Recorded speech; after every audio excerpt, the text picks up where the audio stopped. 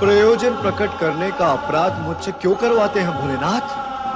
मेरी तो इच्छा मात्र यही है भगवान कि मेरे पूर्वजों का उद्धार करने के पश्चात माँ गंगा धरती को उर्वरा और शस्य श्यामला बना दे, साथ ही साथ पापियों का भी उद्धार करे प्रभु। ऐसा ही होगा भगीरथ। इसके लिए आपको गंगाधर का रूप धारण करना होगा भगवान।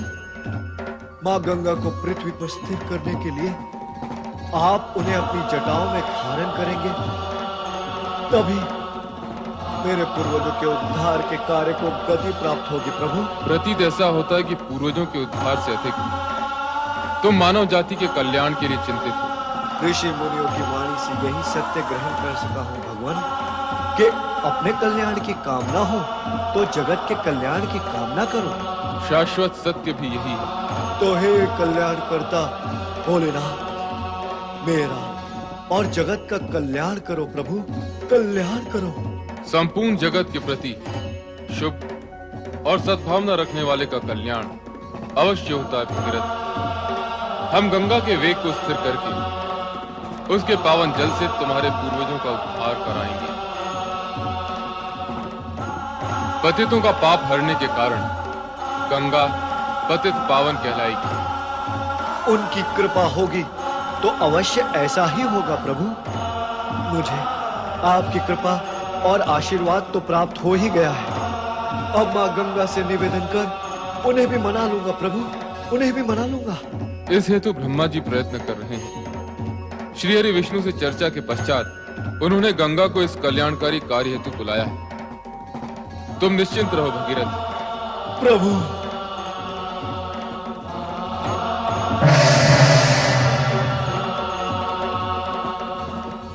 ओम नमः शिवाय, ओम नमः शिवाय, ओम नमः शिवाय। ओम नमो भगवते वासुदेवाय। आज्ञा करें श्री हरि, आपने बुलाया और मैं उपस्थित हूँ। मैंने तुम्हें एक विशेष प्रयोजन से बुलाया है। प्रयोजन विशेष हो अथवा साधारण, आपने स्मरण किया तो मुझे उपस्थित होना ही है। आपकी आज्ञा का पालन करना ही है। आज्ञाकारिता की ये पवित्र भावना आज्ञा सुनने के पश्चात भी बनी रहे तो सभी का कल्याण होगा। मेरे प्रति क्या आपको शंका है जगदीश्वर? क्या मैं आपकी आज्ञा की अवज्ञा कर सकती? तुम्हें पृथ्वी पर जाना होगा गंगा। बस यही है आपकी आज्ञा? इसी हेतु से आप विचार कर रहे थे? पृथ्वी पर तो सभी देवगण आते जाते रहते हैं, स्वयं आप भी तो मानव रूप धारण करने के लिए लालायित रहते हैं। हाँ, रहता हूँ, परंतु इस समय तुम्हें वहाँ एक विशेष प्रयोजन से भेजा जा रहा है। ये तो और भी प्रसन्नता का विषय है कि आप मुझे पृथ्वी पर किसी विशेष प्रयोजन से भेज रहे हैं। मैं आपकी आज्ञा का पालन करूंगी, पृथ्वी पर जाऊंगी, उद्देश्य पूर्ण होते ही लौट आऊंगी। नहीं नहीं गंगा, वहां जाकर पुनः यहाँ लौटने की संभावना और प्रावधान तुम्हारे लिए नहीं है। पुनः यहाँ लौटने की संभावना नहीं है, अर्थात मुझे सदा के लिए पृथ्वी पर वास करना होगा। आप मुझे अपने चरणों से सदा सदा के लिए वंचित करना चाहते हैं। मैं आपके श्री चरणों से वंचित हो जाऊं? क्यों? क्या अपराध किया है मैंने? किस अपराध का दंड आप मुझे देने के लिए इच्छुक हैं? शांत हो जाओ गंगा, शांत हो जाओ। शांति का बीज मेरे अंदर डालकर आप मुझे कैसे शांत कर पाएंगे? पृथ्वी पर सदा सदा वास करने की आपकी आज्ञा मेरे लिए शांति का नहीं, अशांति का कारण है जगदीश्वर। हमें विश्वास है गंगा कि स्थिति का पूर्ण ज्ञान हो जाने के पश्चात तुम अवश्य शांत हो जाओगी। अपने निराधार विश्वास को भ्रम का आधार देने की चेष्टा न करे जगदीश्वर। सदा सदा धरती पर वास करने की कल्पना मात्र से मेरा रोम रोम कांप रहा है। रोम तो अपराधियों का कांपता है गंगा। जगदीश्वर, कृपा करके आप मुझे मेरा वो अपराध बताइए जिसके दंड स्वरूप आप सदा सदा के लिए मुझे पृथ्वी लोक भेज देना चाहते हैं। गंगा, तुम ब्रह्मय हो, इसलिए पृथ्वी पर जाने को दंड मान बैठी हो। पृथ्वी पर जाना और वहां के प्राणियों के सुख दुख में भागीदार होना दंड नहीं, पुरस्कार है। और अभी अभी स्वयं ही तुमने ये स्वीकारा है कि मैं भी पृथ्वी पर जाने के लिए लालायित रहता हूं। अवश्य कहा है, किंतु स्थायी रूप से आप भी वहां कभी निवास करना नहीं चाहेंगे। लक्ष्य पूर्ण होने पर पुनः लौटना अवश्य होगा। यदि लौट कर आना है तो मुझे जाने में कोई आपत्ति नहीं, परंतु सदा सदा के लिए। तुम अकारण ही अशांत और उत्तेजित हो रही हो गंगे। वहां जाने का प्रयोजन ज्ञात होने के पश्चात तुम्हारी विचारधारा की दिशा पलट जाएगी। क्या ये भी आपका विश्वास है? यदि है तो कहिए, वह आपका प्रयोजन जिसे धरती पर जाकर मुझे पूर्ण करना है। तो सुनो, एक दिन राजा सगर के 1000 पुत्र अश्वमेघ यज्ञ के घोड़े की सुरक्षा करते हुए दिग्विजय के लिए राज्य में भ्रमण कर रहे थे। तब राजा इंद्र ने उनका घोड़ा चुराकर कपिल मुनि के आश्रम में बांध दिया।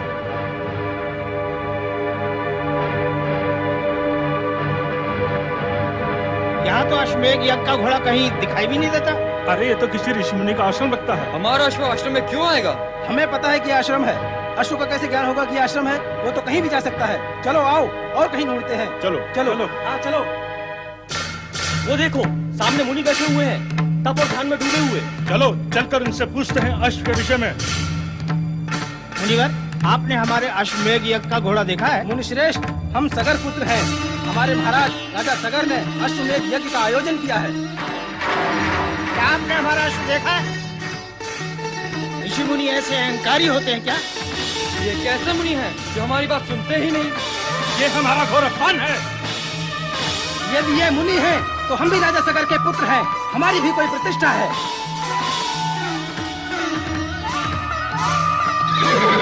अरे देखो देखो, वो रहा अश्वमेघ का घोड़ा। अच्छा, तो हमारा अश्व यहाँ बांध रखा है इस मुनि ने। ये मुनि नहीं, चोर है, चोर। ये ठग है, ठग। मुनि का ढोंग रचाकर ये चोर यहाँ ऐसे बैठा है जैसे पकड़ में नहीं आएगा। ये चोर है, ठग है, ढोंगी है। इस दुष्ट को दंड मिलना ही चाहिए।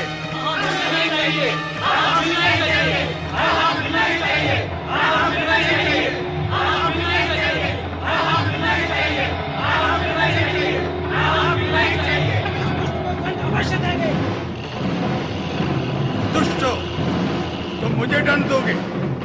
मैं तुम्हें अभी भस्मीभूत किए देता हूं।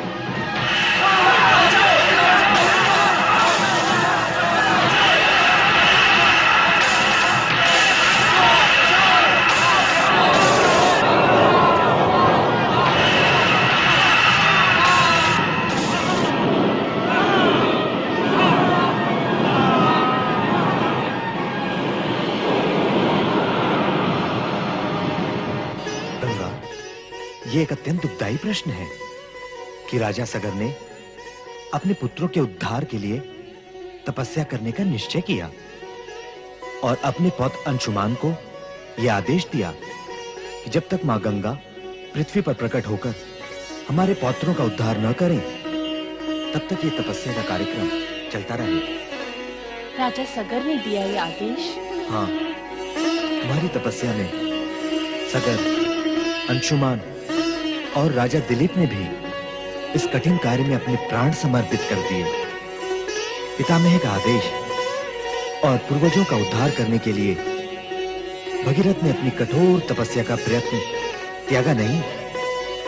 श्राप देने के पश्चात यही एक उपाय है उनके उद्धार का। समझी जगदीश्वर, समझी। भगीरथ के पूर्वजों के पाप की कालिक मुझे अपने तन से लगानी है।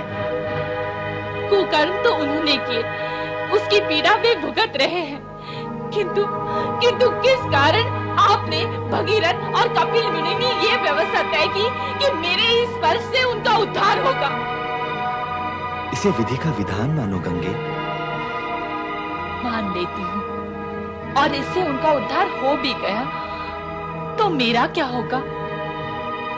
मैं यहाँ से उज्जवल रूप लेकर जाऊं और पाप की क्रूरता लेकर लौटूं? मैं तो भूल ही गई थी, आपने मेरे लिए लौटने का प्रावधान रखा ही नहीं।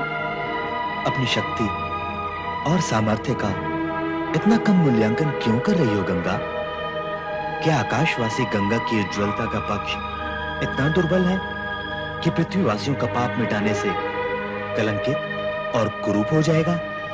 उज्ज्वलता तो नष्ट होती ही है जगदीश्वर। क्या किसी का उद्धार करने से शक्ति और उज्ज्वलता नष्ट होती है?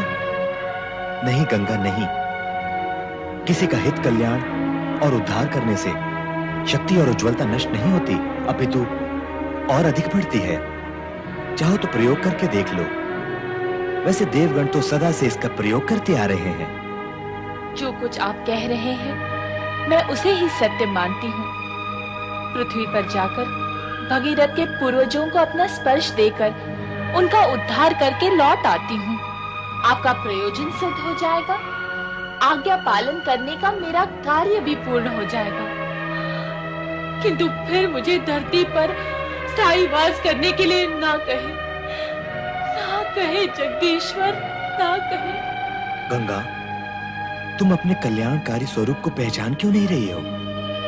तुम्हारा गौरव आकाश स्वर्ग में वास करने से नहीं, पृथ्वीवासी होने में है। क्या पृथ्वी पर वास करने से पृथ्वी का कल्याण होगा? संपूर्ण देवगण और स्वयं मैं इस सत्य को स्वीकार करते हैं कि धरती पर बढ़ती तामसिकता और आसुरी भाव यदि इसी गति से बढ़ते रहे तो धरती पर जीवन दूभर हो जाएगा। वहां सात्विकता और दिव्यता का प्रचार प्रसार करने और पापियों के प्रायश्चित करने की व्यवस्था करना आवश्यक हो गया है। तो इसमें मैं क्या कर सकूंगी? धरती वासियों का तुम्हारे स्पर्श से उद्धार होगा। तुम पापियों को तारोगी, उनको नया जीवन दोगी। पापियों का उद्धार करने के लिए आपने मुझे ही क्यों चुना जगदीश्वर? मेरे अतिरिक्त क्या कोई अन्य देवता ये कार्य नहीं कर सकता? निसंदेह अन्य कोई नहीं कर सकता। पाप का नाश करने की सामर्थ्य जो तुम्हें प्राप्त है, अन्य किसी को प्राप्त नहीं। भगीरथ के पूर्वजों का उद्धार करना तो तुम्हारे कार्य व उद्देश्य की भूमिका मात्र है। तुम्हारा मूल उद्देश्य तो धरती को उपजाऊ करना और युगों युगों से पापी जनों के भीतर बैठी पाप की अग्नि को शांत करना है। फिर उससे क्या होगा जगदीश्वर? तुम्हारी इस कल्याणकारी भावना की महानता से प्रभावित होकर जन जन तुम्हें माता के सम्मान से सम्मानित करेगा। माता का स्वरूप धारण करने पर वात्सल्य भाव से पापी पुत्रों का पाप हरण कर लोगी। तुम्हारे इस मातृत्व रूप के कारण पृथ्वी पर चहुं ओर सदा तुम्हारी जय जयकार होगी। मेरी आज्ञा मानो गंगा और पृथ्वीवासियों की माता बनकर उनका कल्याण करो। भगीरथ, बुलाओ गंगा को।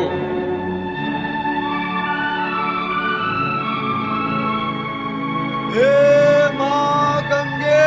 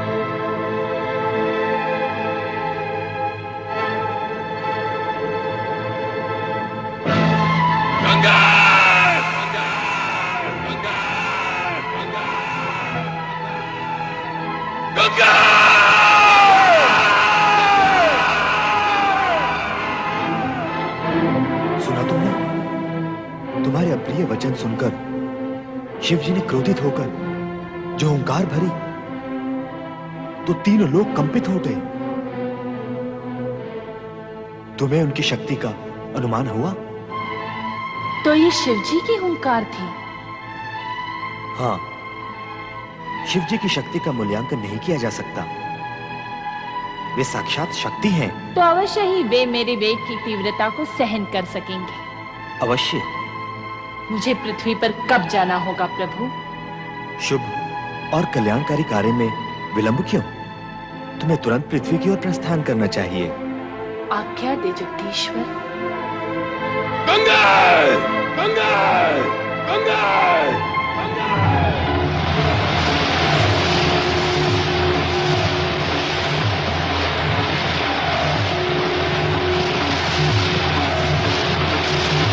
गंगा! गंगा! गंगा! गंगा!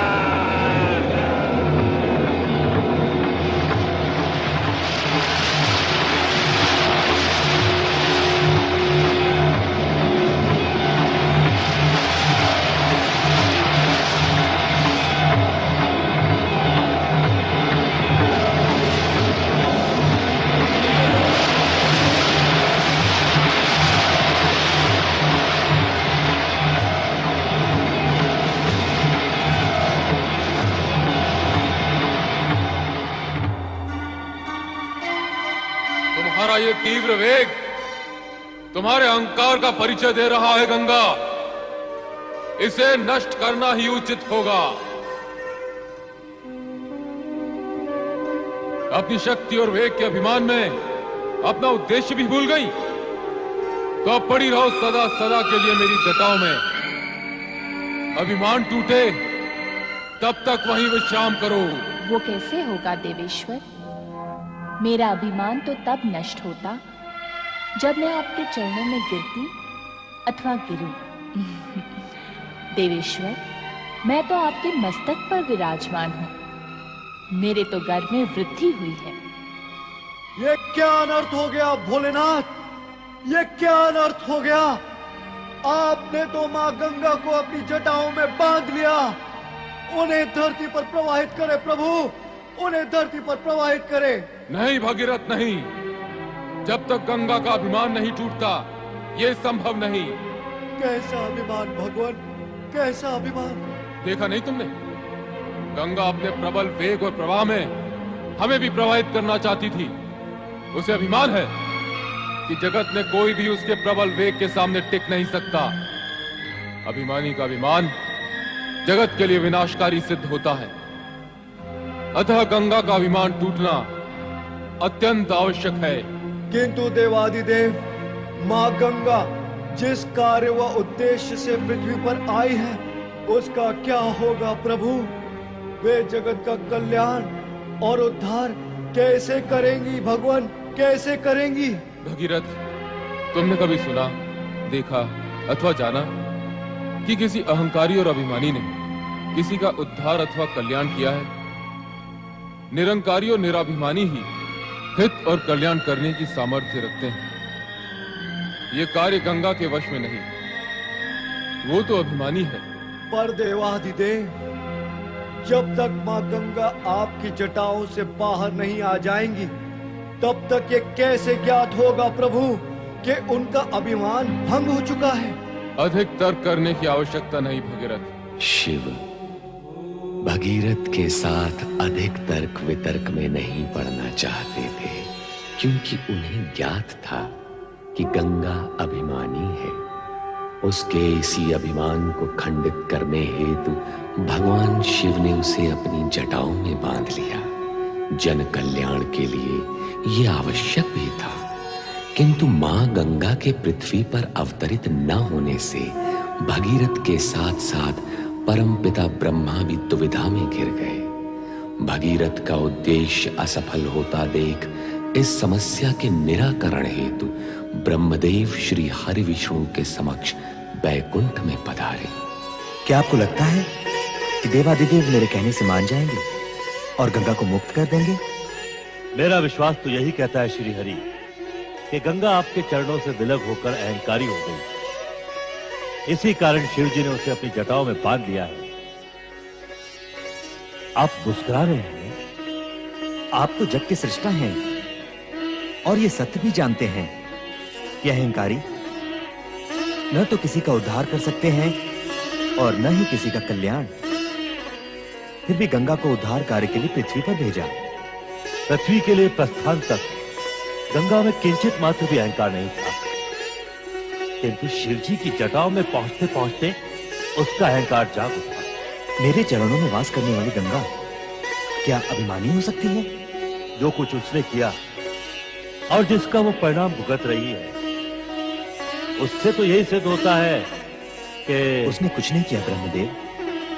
मेरे चरणों से विलग होने के पश्चात और धरती के तल पर अवतरित होने से पूर्व शिव जी के मस्तक पर विराम करने का सौभाग्य और पूर्ण लाभ उठाने के लिए ललायित थी, ताकि पृथ्वीवासियों को पवित्र कर सके।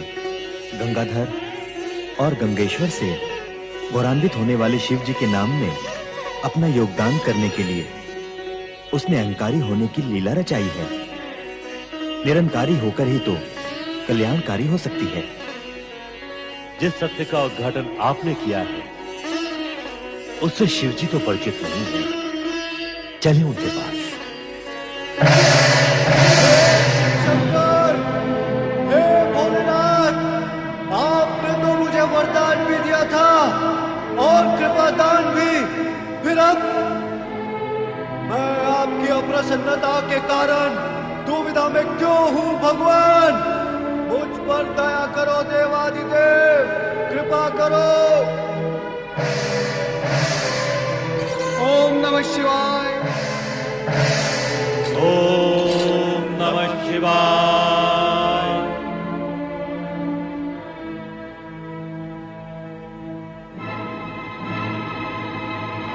आश्चर्य है, घोर आश्चर्य।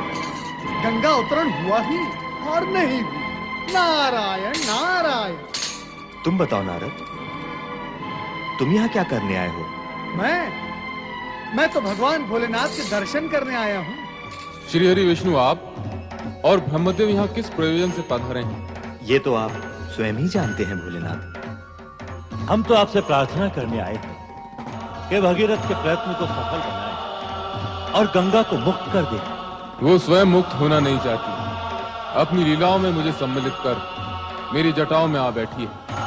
किंतु वो स्वर्ग से यहाँ आपकी जटाओं में बैठने के लिए नहीं आई है भोलेनाथ। तो आप उसे ले जाएं, पुनः अपने चरणों में बिठाने के लिए।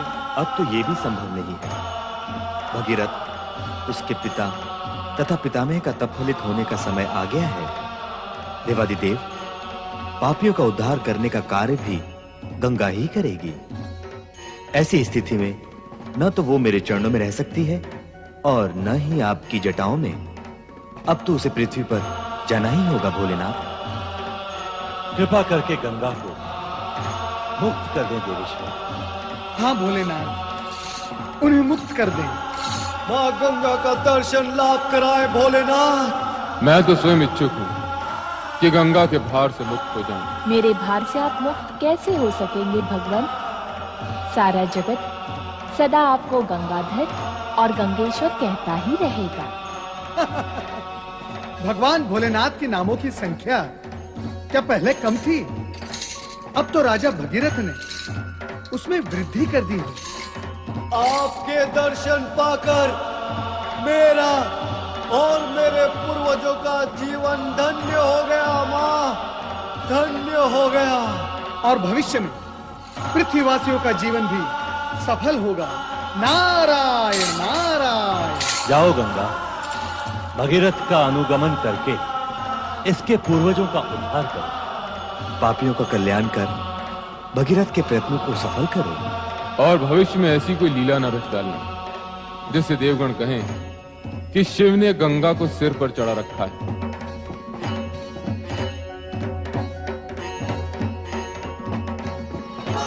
मैं तुम्हें मुक्त करता हूं।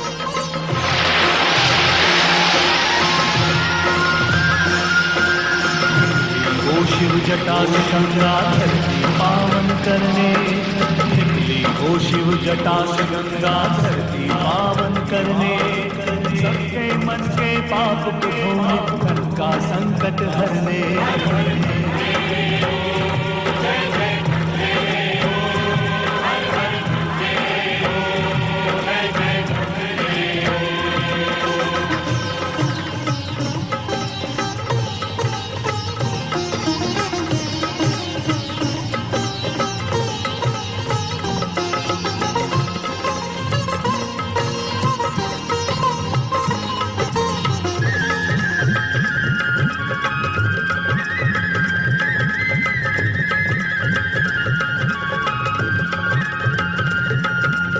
भगीरथ पूर्वज की मुक्ति तो माध्यम थी बस केवल, मूल कार्य था युगों युगों तक जग को करना निर्मल।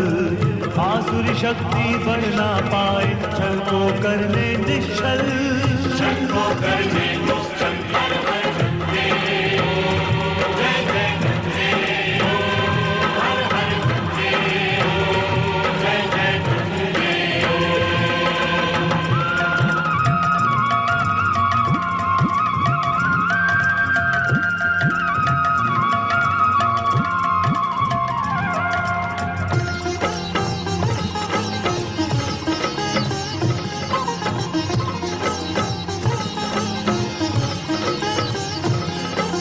सर्वप्रथम गौमुख से चल के हरिद्वार में आई, आगे फिर प्रयाग की तट की शोभा आन बढ़ाई।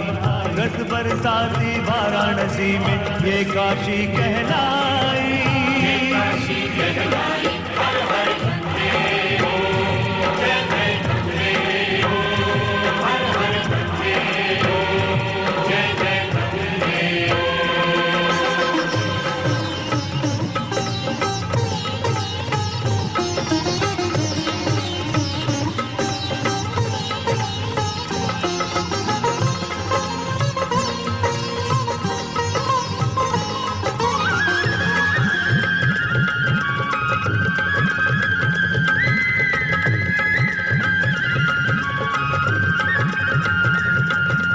श्रद्धा भाव से जो भी प्राणी गंगा स्नान करे, गंगा माँ की महिमा गाए इसका ध्यान करे। भगीरथ जैसा फिर तो गंगा उसका भी कल्याण करे, उसका करे। हर हर गंगे हो, जय जय गंगे हो, हर हर गंगे हो, जय जय गंगे हो। ओ शिव जटा से गंगा धरती पावन करने, ओ शिव जटा से गंगा धरती पावन करने। सबके मन के पाप को धोने तन का संकट हरने। हर हर गंगे हो, जय जय गंगे हो, हर हर गंगे हो, जय जय गंगे हो, हर हर गंगे हो, जय जय गंगे हो, हर हर गंगे हो, जय जय गंगे हो।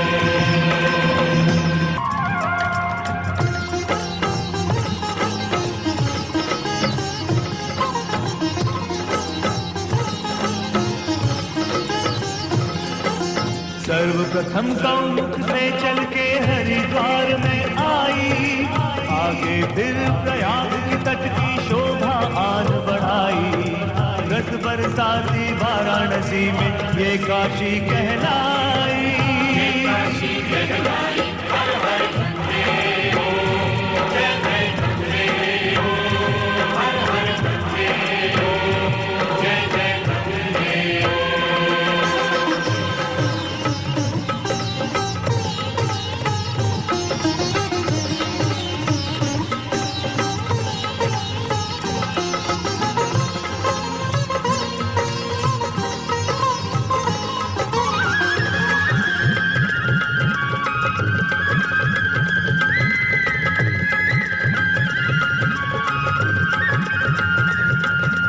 श्रद्धा भाव से जो भी प्राणी गंगा स्नान करे, गंगा माँ की महिमा गाए इसका ध्यान करे।